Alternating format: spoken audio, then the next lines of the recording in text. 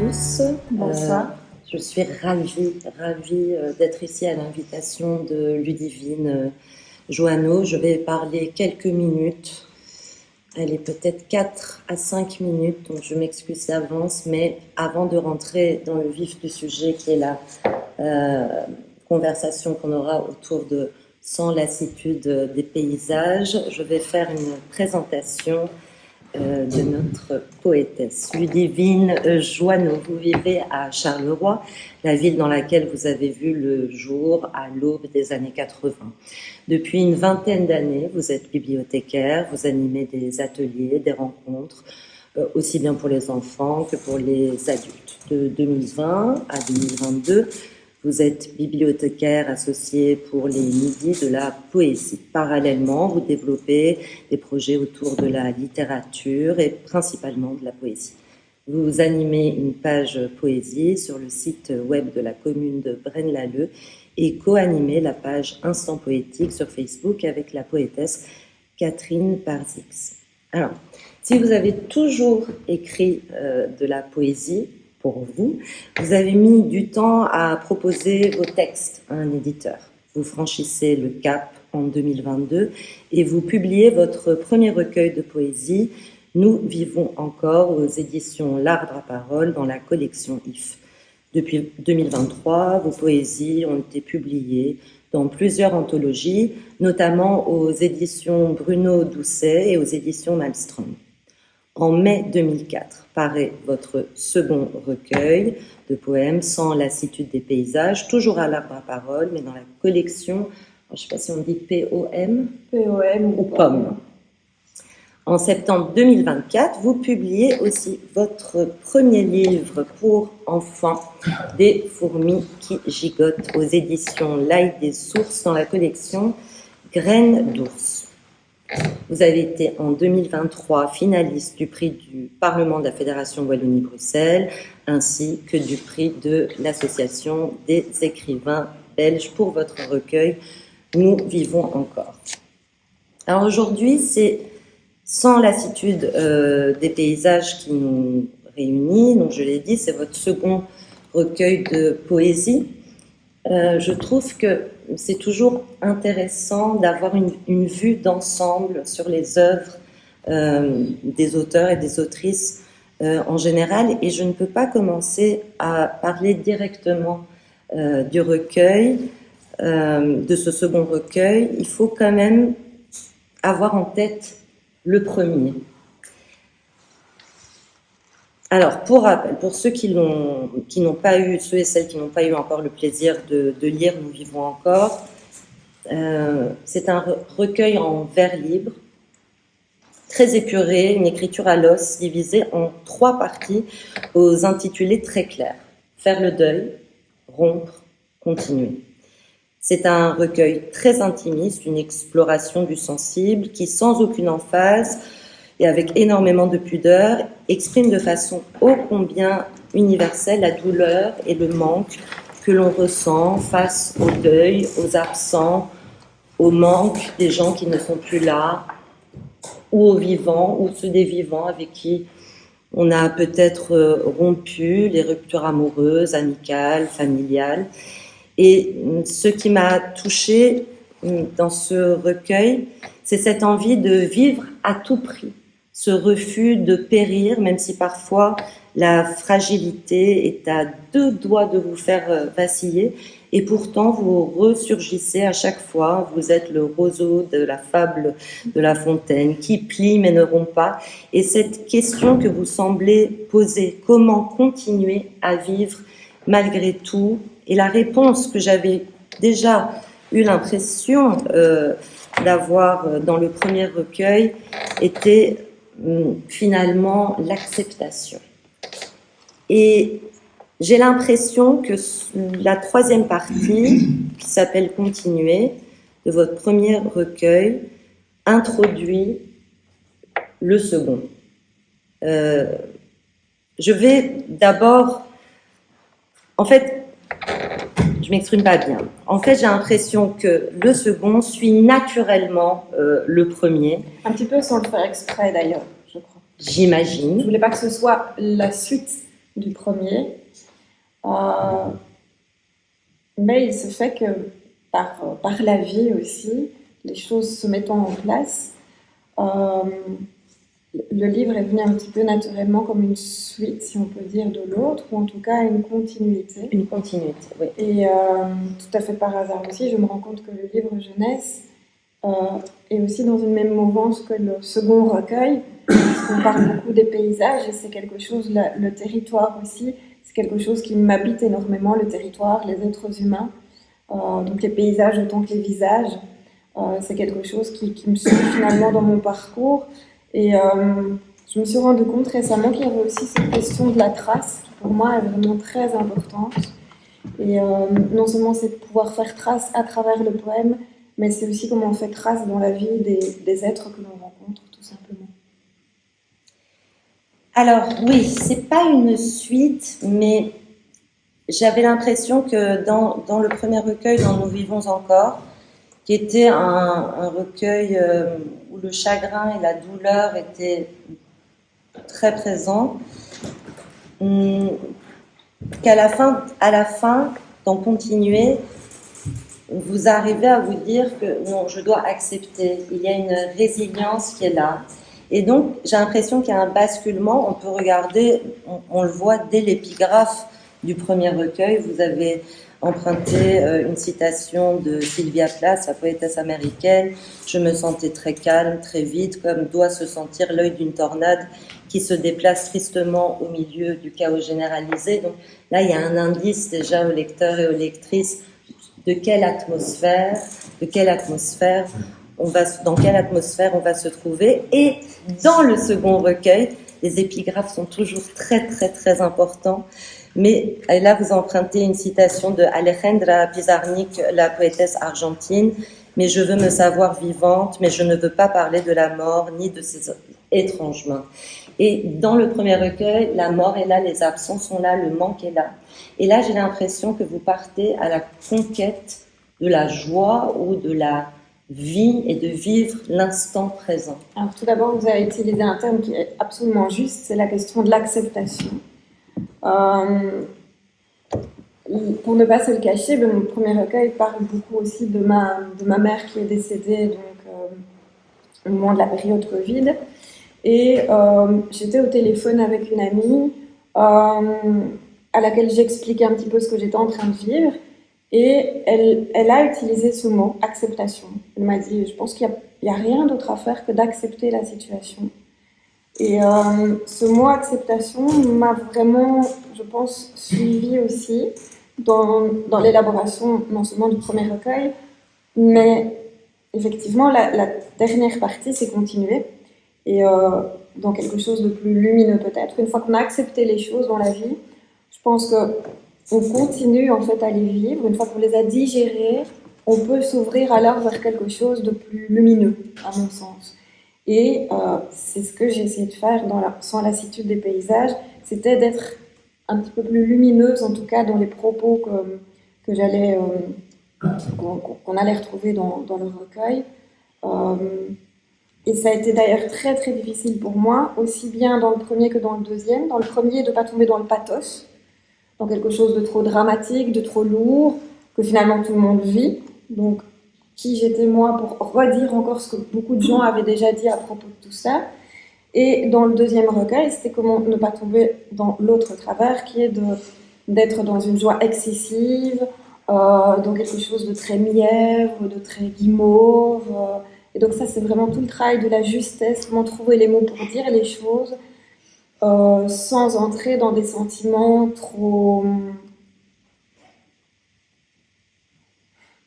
En même temps, en maîtrisant les choses et en les laissant venir. Mais justement, c'est toute la beauté de votre écriture, parce qu'il n'y a aucune dichotomie. Vous êtes toujours en train de nous emmener quelque part, comme vous l'avez dit, sans pathos, sans noirceur ou quelque chose d'une humeur attribilaire, ou tomber dans quelque chose qui serait niais. Parce que je trouve particulièrement, je fais partie de ces personnes, je trouve que c'est très très difficile d'écrire la joie, mais c'est pas vraiment la joie ce que vous écrivez, c'est comment arriver à la joie. à la joie. Oui. Et on voit à quel point c'est difficile. C'est la tentative d'accès à la joie, effectivement. Et je me suis rendu compte qu'il y a des auteurs qui sont capables de le faire et qui le font bien. Je ne savais pas comment moi j'allais parvenir à faire ça. Je prends par exemple Jean-Pierre Siméon ou Adeline Baldacchino qui disent très bien la joie, l'émerveillement face à la vie. Et la seule parade que j'ai pu trouver, c'était la technique, en fait. Donc le livre, le second recueil, est assez technique. Et je me suis dit, ça va être un bon cadre pour dire les choses. Ça va être ça ma maîtrise, en fait. Je vais pouvoir dire tout ce que je veux dans ce cadre-là. Dans ces contraintes-là. Justement, on va parler de la technique. Dans le premier recueil, je l'ai dit, les poésies étaient divisées les textes étaient divisés en 3. Il y avait aussi des formes très très courtes qui pourraient résonner avec les haïkus. Ici, on a des formes plus longues, toujours avec ce souci de garder les mots justes. Il n'y a aucun artifice, mais la structure est très très différente. Est-ce que vous pouvez nous expliquer comment justement vous avez travaillé la forme, la structure, la technique? Déjà, je pense que quand j'écris, j'essaie d'aller le plus possible à l'épure. Donc moi, ce que je préfère, c'est le retravail en fait du texte. C'est ce moment où on rature. Donc j'avais dit lors de la sortie du premier que c'était un travail de fouille, de rature et d'épure. Et dans le deuxième recueil, j'ai un petit peu moins gommé les choses. J'ai accepté d'être dans l'imperfection en fait du texte, en me disant c'est quelque chose qui vient quand même un peu plus spontanément. Je vais le retravailler, mais en essayant de pas trop le retravailler pour pas dénaturer le sentiment que j'ai pu ressentir à un moment ou à un autre. On pourrait dire que ce sont des portraits ou des instantanés de vie, un peu des polaroïdes. Et l'idée, elle est venue d'une contrainte très simple, qui était un carnet que j'ai reçu. Et moi, j'aime bien m'amuser avec plein de petites choses aussi, au niveau de l'écriture. Peut-être parce que j'anime des ateliers ou parce que c'est ma manière aussi de travailler l'écriture, c'est de la travailler avec quelque chose d'assez ludique. Pour moi, l'écriture, c'est aussi c'est à la fois très sérieux et en même temps, c'est un jeu. Et du coup, je me suis rendu compte qu'il y avait toujours une phrase qui venait, un vers, si on a envie de dire ça comme ça, un vers qui venait et qui précédait en fait le poème. Ou inversement, le poème, quand je le relisais, je me disais, c'est cette phrase-là qui peut vouloir faire mouche. Et donc, dans le carnet, sur la page de droite venait le texte dans son entièreté, et sur la page de gauche, une seule phrase au tampon encre. Sauf que ça n'a pas vraiment démarré à partir du carnet, ça a commencé en fait à partir du téléphone, puisque moi j'écris à partir de mon téléphone la plupart du temps. Une fois que j'ai rédigé mon texte, mon poème sur le téléphone, il repasse au carnet, et puis après il repasse sur l'ordinateur avec plusieurs versions que maintenant je garde systématiquement. Donc j'ai parfois une trentaine de versions d'un tapuscrit en fait. Et donc là en fait c'est toujours cette question de la trace. Je me suis dit finalement quand je lis tous ces vers sur la page de gauche, ça recrée un nouveau poème en quelque sorte. Donc j'ai décidé de faire cette série de 12 poèmes plus 1, parce que j'aime pas trop le chiffre 13. Et donc ce 13e en fait, poème était une trace des 12 précédents. Donc le 13e poème qui venait en fin de création reprenait un vers de chaque poème de la série. Sauf que j'ai mis ce poème en partie liminaire de la section en fait. Oui, et d'ailleurs, pour bien s'en rendre compte, on voit que le premier poème donc, qui est le dernier, est écrit dans une police différente. Voilà. Et il porte un titre. Et il porte alors que les autres ne portent pas de titre. Et l'idée, c'est de pouvoir aussi multiplier les formes de lecture Donc soit d'aller grappiller les poèmes qu'on a envie d'aller grappiller, soit de le lire de manière linéaire, soit de ne lire que les poèmes liminaires, soit encore de ne lire que les titres des poèmes liminaires qui recréent à leur tour un nouveau poème. Oui, parce qu'il y a un poème mystère. Quand on lit les titres, si on lit les titres les uns après les autres, mis bout à bout, ils constituent un poème. Donc toujours cette question du jeu que j'ai essayé de reproduire pour le lecteur, comme je l'ai composé moi-même à l'écrit. Merci Ludivine. On va faire un petit moment de lecture. En résistance d'âme, le poème peut se faire. J'entretiens ce feu en moi. J'encercle l'incertain. En résistance d'âme que le piano joue. J'adore l'effet du hasard. Nous avons tous un cœur. Les rues me parlent de toi. Pour faire surgir le jour, au bord des canaux, les arbres dansent. Je marche à ton corps, je marche à tes regards. Sous les nœuds, le poème tarde à venir, s'enchevêtre, fait le mur. Sans se prononcer, il infuse. Se déleste du trop de verbes raturés, se façonne. Passe non loin du bord des lèvres qui ne l'attendent plus. Alors, dans cette attente, le poème peut se faire. Je le malaxe jusqu'à le recracher. Tout n'est que ciel sous tes regards. Ciel si vaste que tout paraît possible. D'un frôlement d'épaule, d'un toucher du doigt. Sphère céleste, intensité profonde, je m'applique, je tourbillonne. J'entretiens ce feu en moi. Mes rideaux rôdent et tracent les origines. 15 pas pour déchirer les siècles échus. Sans règle, je me tiens au carrefour des regards, empile soigneusement dans un coin de la chambre mes erreurs. L'existence me vient à force de vivre, je m'incline, j'encercle l'incertain. Au récit balisé, nous accordons nos mouvements. Portrait synchronisé en résistance d'âme. Folie et aplat, nous subissons le choc à l'heure des fauves. Nous faisons preuve de patience. Merci Ludivine. Alors, dans le premier recueil dont nous vivons encore, il y avait des adresses à. Il y avait une adresse à votre maman, aux grands-parents, à des compagnons de route littéraires et poétiques. Il y avait aussi des anonymes. Il y avait un tu, un nous, un elle.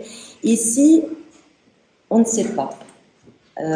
Il y a votre jeu, il y a un tu. Je me suis demandé si le tu était un amoureux.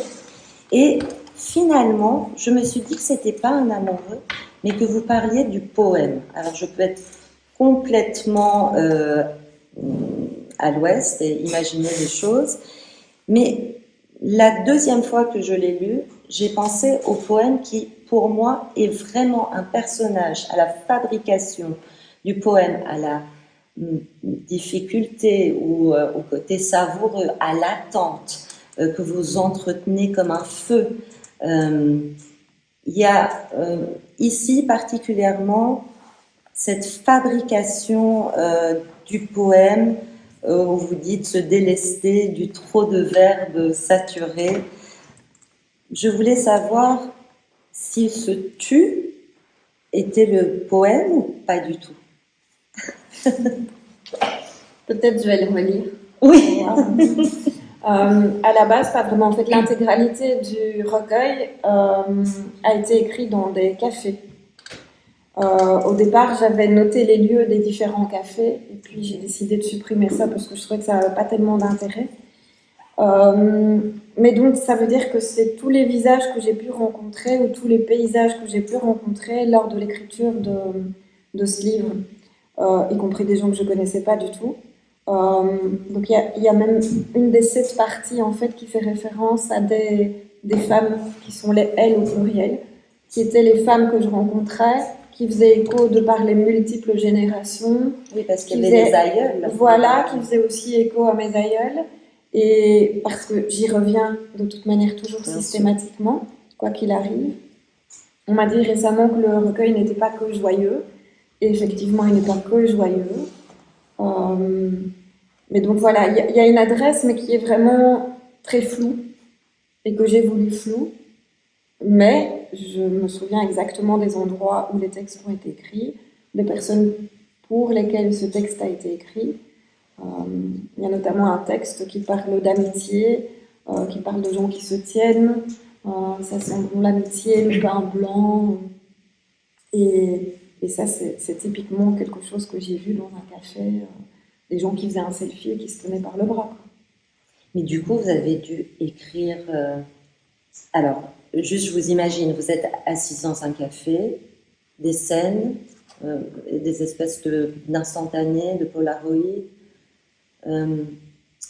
Est-ce que des visages se sont mélangés? Ou quand on lit vos vers, est-ce qu'au moment d'écrire un vers sur un personnage que vous avez rencontré, est-ce que c'est une personne ou ça peut être plusieurs personnes? Ça peut être plusieurs personnes, je pense. Et surtout, le visage, je le voyais, mais il disparaissait au moment de l'écriture, en fait. Donc, parce que je m'imprégnais moi-même de la personne et que j'avais envie de lui donner une autre couleur, qui n'était peut-être pas la sienne à la base. Et avec d'autres impressions aussi. Donc, c'était pas une description frontale. C'est pas du tout frontal. D'accord. Et vous vous donniez une durée? Le temps de 2 verres maximum. 2 verres à boire ou 2 verres, 2 verres à boire? Ok. 2 verres maximum. Ok. J'ai perdu, oui, pardon, j'ai perdu le fil. En tout cas, on se rend compte ici qu'il y a vraiment Moi, je trouve pas que ce recueil soit particulièrement joyeux. Il y a toujours beaucoup il y a de pas beaucoup, mais il y a de la nostalgie, il y a une résonance aux absents, vous convoquez aussi ceux qui ne sont plus là. Il y a quelque chose de l'ordre du surréalisme magique. Vous réveillez le fleuve, vous entretenez le feu. C'est très organique, très charnel, bien plus charnel que le premier recueil. Je ne dirais pas sensuel, je dirais vraiment charnel et organique. Est-ce que vous en êtes rendu compte? Je sais que ça paraît un peu naïf de demander ça aux poètes, parce que j'imagine que les mots aussi viennent à vous, même si c'est énormément de travail. Là, il y a un travail d'observation des paysages, de paysages urbains. Vous dites que vous avez écrit sans lassitude des paysages dans votre postface, est né dans le mouvement et le bruit. J'ai l'impression que vous êtes aussi dans des déplacements en voiture ou complètement en train. Ou en train. Okay. Donc ce livre, il a été conçu à un moment de ma vie où je faisais énormément de trajets d'un coin à l'autre de la Belgique. Et donc j'étais constamment dans les trains. Et à la fois, les trains, c'est quelque chose que j'adore et que je déteste, et qu'on retrouve de nouveau dans Des fourmis qui gigotent, le livre pour l'enfant. Et donc il faut faire quelque chose de cette perte, entre guillemets, de temps. Il y a quelque chose aussi de l'ordre du balancement, en fait, du rythme. Donc le fait d'être dans un train, ça me donne un rythme qui peut être propice aussi à l'écriture. Donc il y a des textes qui ont été essentiellement écrits dans des cafés, mais qui ont été retravaillés dans le train. Donc il y a, les deux sont presque indissociables pour moi. Et j'étais vraiment constamment ou dans du bruit ou dans du mouvement, dans du bruit dans les cafés et du mouvement à la fois, et pareil dans les trains. Et moi j'ai besoin de ça, en fait. Je ne peux pas me dire je reste dans une pièce seule et je me mets à écrire. J'ai besoin du flow, j'ai besoin de la vie, j'ai besoin de tout ce qui, tout ce qui est vivant. Alors pour revenir à la question effectivement du feu ou de ce genre de choses, ben oui, la question du paysage, elle était constante, puisque mon paysage, il changeait constamment aussi, de par mes déplacements. Et à la fois, il changeait et à la fois, je m'y raccrochais. C'était un petit peu mon ancrage, parce que c'était quasi toujours le même trajet que j'effectuais. Donc c'était comment retrouver en fait quelque chose à dire, à propos d'un paysage qui de toute façon est toujours le même. Comment trouver des choses à dire aussi par rapport aux gens avec qui on vit, qui sont toujours les mêmes aussi, mais comment faire en sorte de les voir différemment, sous un autre œil, et de revoir le quotidien constamment comme s'il était renouvelé. Et ça aussi bien au niveau des êtres que des paysages. C'est le pourquoi du sans lassitude des paysages. Oui, mais c'est en fait, c'est, je pense, tout l'enjeu de la littérature et de la poésie, c'est trouver sa forme. C'est la forme qui est importante parce que vous parlez, vous parlez du quotidien ou des mêmes paysages. À un moment, vous parlez des terrils. Je pense que donc, venant de Charleroi, vous avez aussi grandi avec les terrils. Comment vous avez trouvé plusieurs stratégies finalement. C'est un, d'être en mouvement, donc de voir des paysages qui passent à travers la fenêtre du train, dans des cafés, en changeant de café, voir des paysages, des portraits. Pour moi, c'est l'enjeu de la littérature, c'est de vraiment trouver sa forme, comme vous dites, comment faire pour raconter quelque chose dont on a déjà parlé ou quelque chose qu'on a déjà vu. Je pense qu'on peut parler 50 000, 100 000 fois de cette cheminée à travers des formes différentes. Et tout à fait. Et donc, finalement, c'était plutôt la poésie qui aidait à vivre que la vie qui aidait à créer le poème, je pense. C'est très beau. Je vais noter cette phrase, je vais vous l'apprendre. On arrive, je pense, tout doucement vers la fin. J'aimerais, si on pouvait finir, parce que la poésie, il faut l'entendre. Une dernière lecture, c'est possible? Merci. À la table d'en face, un homme sans âge s'assoit, commande discret un café qu'il boit d'une presque traite, tandis que d'autres lisent, se promènent, s'aiment. À la table d'en face, un homme sans âge s'en va tel qu'il est venu, fantôme sans empreinte. On ne le reverra plus, on le remplace. Un grain de sable, au loin une porte se ferme sans la main de personne. As-tu déjà entendu cette chanson? Je la connais par cœur et la fredonne entre deux vagues. Je te la donne, sans vouloir autre chose. J'implore le hasard, nous nous abreuvons de palourdes. Par exemple, un phare, sous mes doigts la magie qui s'étend et remonte. Par exemple, le goût du miel, emblème de science, de poésie et d'étoiles. Par exemple, nos accalmies dans les plis de la vie, faisons des vertiges et des fièvres des signes. Par exemple, un moment comme aujourd'hui, abolissons pour des siècles nos défaites, nos batailles. Par exemple, ce genre de choses qui ne prend exemple sur rien. Fous, nos yeux à l'idée du départ qui fait promesse d'avenir. Nous improvisons quelques pas, comme pour une danse de mai. Au soleil franc de nos liens, l'écho. Ensemble nous allons, ensemble nous irons, nous le savons, comme le savent ces chiens de faïence qui, dos au miroir, nous observent. Le bois défait ses nœuds, nous refaisons le monde. La joie qui m'intéresse se requiert. Elle sublime au prix de ses semences nos jours comptés. Elle se scrute dans d'obscures chambres, comme dans les entrebâillements inattendus que nos failles décimentent. La joie qui m'intéresse s'appelle et se requiert, sans jamais se mendier. La joie qui m'intéresse ne connaît ni corrosion, ni rognure.